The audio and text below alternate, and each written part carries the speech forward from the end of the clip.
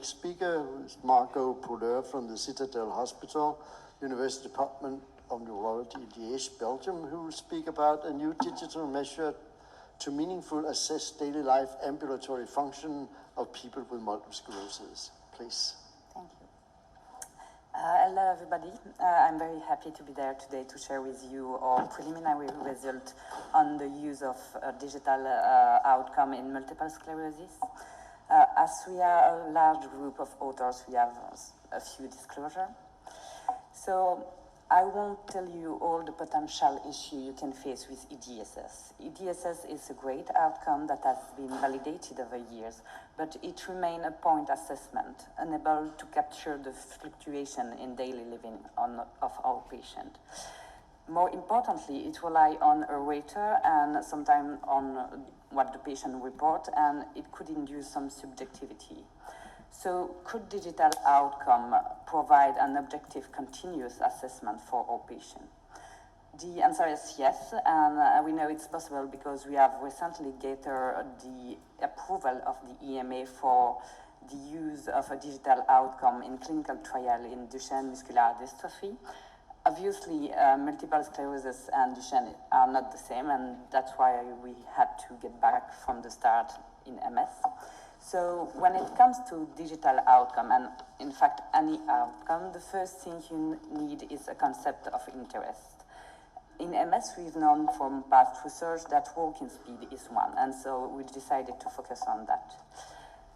Then you need to show that what you are measuring is relevant in the condition you want to assess, and that's what we call clinical validation. So I will tell you in a few minutes about the technology we use and about the outcome we identified. But the first thing you need to know about this outcome is, I'm sorry for the topic of the session, but it's definitely not a problem. It's an objective assessment of gait in MS. So the ActiMS study was designed to identify and validate an outcome to assess gait in MS. So we want to know if we can identify an outcome that could check all the boxes on the left. And mainly the last one, the ability to get to detect change, as it is maybe the most challenging part. So it is a longitudinal multisite 1-year study with 2 evaluations. We have enrolled 78 patients, EDSS ranging from 0 to 5.5, mean 3, so let's say mild to moderate MS. And after each clinical evaluation, we assess patients with a wearable device in daily living. This device is able to identify and measure each stride of the patient, and that's exactly the kind of signal you get from a walking patient. Each trajectory is a stride, and we can measure it, and then we can have a look at the density, at the distribution of stride speed. And then we choose to focus only on the 5% fastest walking stride. Why walking and not running? It's because in adult running, it's too much social and weather dependent. So the data I'm going to show today are really focusing on the walking speed 95 centile, which is the top walking performance of a patient in real life. As you can see, adherence was excellent.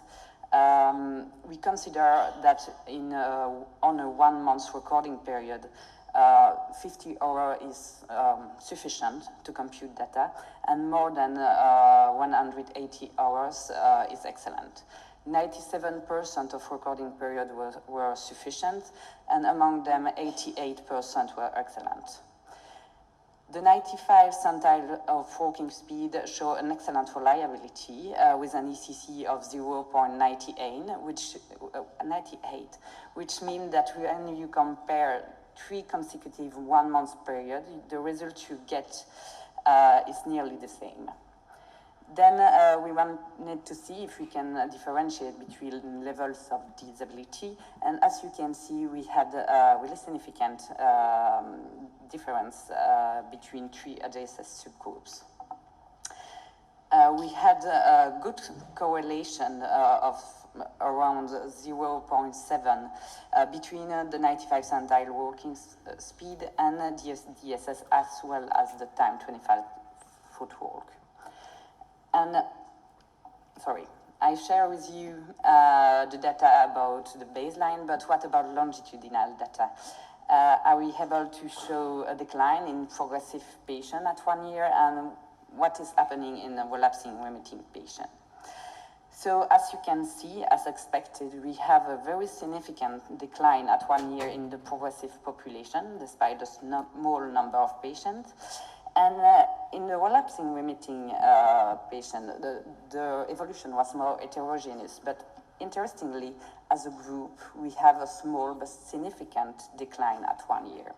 So, of course, it's a small subset of 37 patients, and it needs to be confirmed on a larger cohort. With the DSS, we could only see a decline in the progressive population, as expected, and we didn't see any decline with the time 25 foot walk. So the take-home message of this talk is that it's completely feasible to assess MS patient with a wearable device with a good adherence. The 95 centile of walking speed is very reliable, has an excellent construct validity, and more importantly, it's able to detect change at 1 year in progressive patient, but also in relapsing remitting patient. Of course, this last conclusion need to be confirmed as it is a bold one, and that's why we are acquiring data on another data set, and we have planned for a 2-year extension for this study with more frequent evaluation every 6 months. So I would like to thank all the persons that have made this study possible, investigator, patients, and funder, and thank you all for your attention.